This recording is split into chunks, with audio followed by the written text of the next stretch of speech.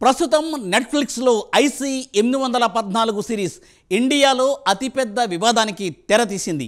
1999లో జరిగిన సంఘటన ఇది. పాకిస్తాన్ చెందిన టెర్రరిస్టులు నేపాల్ నుండి ఢిల్లీ వెళ్తున్న ఐసీ 814 ఇండియన్ ఎయిర్లైన్స్ విమానాన్ని హైజాక్ చేశారు. అప్పట్లో ఈ విమానాన్ని హైజాక్ చేసిన టెర్రరిస్టులు తమలో తాము సంభాషించుకోవడానికి కోడ్ పదాలు వాడారట. తమ పేర్లను హిందూ పేర్లు, ఉదాహరణకు శంకర్, బోలా అనే పేర్లతో పిలుచుకుంటూ ఉండేవారు. అయితే హైజాక్ చేసింది హిందువులే అన్న అనుమానం వచ్చేలా ఉందని వెబ్ సిరీస్ పట్ల ఇప్పుడు పలువురు అభ్యంతరాలు వ్యక్తం చేస్తున్నారు. దీనిపై సమాచార ప్రసార మంత్రిత్వ శాఖ నెట్ఫ్లిక్స్తో పాటు దాని దర్శకుడు అనుభవ్ సిన్హాను కూడా పిలిపించి వివరణ అడిగింది. ఇక ఈ సీరియల్ వివాదం గురించి మరిన్ని డీటెయిల్స్ ఈ స్టోరీలో.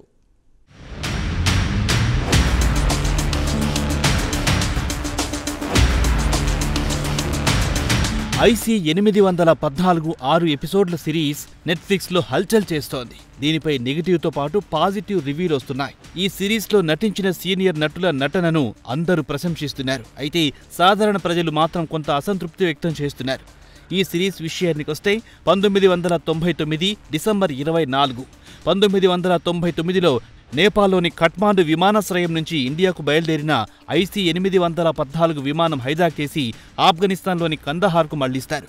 ఈ విమానంలో మొత్తం 154 మంది ప్రయాణికులుంటారు. అయితే విమానం హైజాక్ అయిన తర్వాత విమానాన్ని పంజాబ్లోని అమృత్సర్, అటు తర్వాత పాకిస్తాన్లోని లాహోర్, తర్వాత దుబాయ్, చివరగా ఆఫ్ఘనిస్తాన్లోని కందహార్లో ల్యాండ్ అవుతుంది. అయితే విమానం హైజాక్ తర్వాత ఓ ప్రయాణికుడిని కత్తితో దారుణంగా గాయపరుస్తారు. ఒక ప్రయాణికుడు విమానంలోనే చనిపోతాడు. చివరికి 7 రోజుల పాటు ఈ హైజాక్ డ్రామా కొనసాగుతుంది.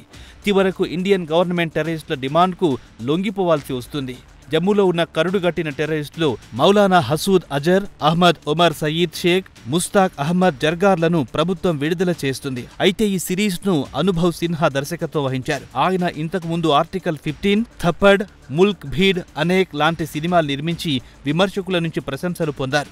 ఇక స్టార్ల విషయానికొస్తే నసీరుద్దీన్ షా, పంకజ్ కపూర్, విజయ వర్మ, పత్రలేఖ, కుముద్ మిశ్రా, ఆదిత్య శ్రీవాస్తవ, అరవింద్ స్వామి, దియా మీర్జా, అమృతాపురి, మనోజ్ పాహ్వా, కన్వల్ జిత్ సింగ్, దిబయేందు భట్టాచార్య, యాష్పాల్ శర్మ, పంకజ్ త్రిపాఠీలు కీలక పాత్రలో నటించారు.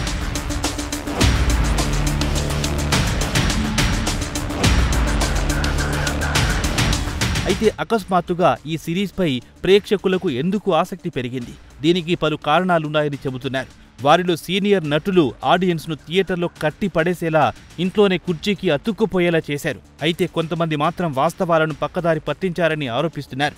పలువురు కథలో టెర్రరిస్టుల పేర్లు మార్చడం పట్ల అభ్యంతరం వ్యక్తం చేస్తున్నారు. అయితే ఇది వాస్తవంగా జరిగిన ఘటనలను ఇతివృత్తంగా తీసుకుని రూపొందించింది. వాస్తవంగా రాజకీయ నాయకులు, విమానంలోని బందీలను, సాధారణ పౌరులను దృష్టిలో ఉంచుకొని సిరీస్ తీశారు. ఇక సాధారణ పౌరుడు మాత్రం ఇలాంటి సంఘటనలు జరిగినప్పుడు ప్రయాణికుల భద్రతకు ఎలాంటి చర్యలు తీసుకుంటుందని ప్రభుత్వాన్ని ప్రశ్నిస్తున్నాడు. ఇక విదేశీ వ్యవహారాల మంత్రిత్వ శాఖ కొన్ని సంవత్సరాల క్రితమే ఈ సంఘటనకు సంబంధించి వివరాలు బహిరంగపరిచింది. ఈ వివరాల విషయానికొస్తే 5 టెర్రరిస్టులు ఇండియన్ ఎయిర్లైన్స్ ఐసీ 814ను డిసెంబర్ 24న హైజాక్ చేశారు. హైజాకర్ల పేర్లు విషయానికొస్తే ఇబ్రాహిం అతర్, షాహిద్ అఖ్తర్ సయీద్, సన్నీ అహ్మద్ ఖాజీ, జహూర్ మిస్త్రీ, షకీర్లుగా పేర్కొంది. వీరంతా పాకిస్తాన్కు చెందిన హర్కతుల్ ముజాహిదీన్కు చెందిన సభ్యులు. అయితే నెట్ఫ్లిక్స్ సిరీస్లో వీరి పేర్లను మార్చేశారు. వారు ప్రయాణికుల ముందు తమ పేర్లను చీఫ్, డాక్టర్, శంకర్, బోలా, బర్గర్లుగా ఒకరికొకరు పిలుచుకునేవారు. ఇక్కడే దర్శకుడు పప్పులో కాలు వేశారు. వాస్తవానికి విమానాన్ని హైజాక్ చేసింది మాత్రం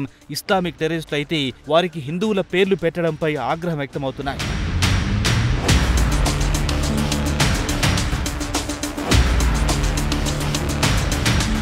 దీంతో బాయ్కాట్ నెట్ఫ్లిక్స్ అంటూ సోషల్ మీడియాలో హల్చల్ మొదలయ్యింది. ఐసీ 814 వెబ్ సిరీస్ హిందువులను టెర్రరిస్టులుగా చూపిస్తున్నారు. హిందూ సెంటిమెంట్ను దెబ్బతీశారని మండిపడుతున్నారు. సోషల్ మీడియాలో పెద్ద దుమారం రేగడంతో భారత ప్రభుత్వంలో చలనం వచ్చింది. వెంటనే నెట్ఫ్లిక్స్ కంటెంట్ హెడ్ మోనిక్ షేర్గిల్ను పిలిపించుకుని వివరణ అడిగారు. ప్రజల సెంటిమెంట్ను దృష్టిలో ఉంచుకోవాలని ప్రభుత్వం ఆమెకు సూచించింది. అయితే అనుభవ్ సిన్హా విషయానికొస్తే కేంద్ర హోంమంత్రిత్వ శాఖ విడుదల చేసిన ప్రకటనను విదేశీ వ్యవహారాల మంత్రిత్వ శాఖ తమ వెబ్సైట్లో జనవరి 6, 2000లో పోస్టు చేసింది. దాని ప్రకారమే తాను సిరీస్ తీశానని చెబుతున్నారు. ఈ వెబ్సైట్లో టెర్రరిస్టులు తమలో తాము చీఫ్, డాక్టర్, బర్గర్, బోలా, శంకర్ అంటూ సంభాషించుకున్నారని ప్రభుత్వం తమ వెబ్సైట్లో పేర్కొంది. ప్రభుత్వం విడుదల చేసిన ప్రకటన ప్రకారం వెబ్ సిరీస్ను సిన్హా తీశారు. ఈ వివాదం కాస్త నెట్ఫ్లిక్స్ వ్యూవర్షిప్ పెరగడానికి కారణమైంది. ఇప్పటి వరకు వెబ్ సిరీస్ చూడని వారు ఆసక్తిగా చూస్తున్నారు. అయితే ఈ వెబ్ సిరీస్లో నటించిన నటులు దీనిపై ఇప్పటి వరకు ఎలాంటి కామెంట్ మాత్రం చేయకుండా జాగ్రత్త పడుతున్నారు.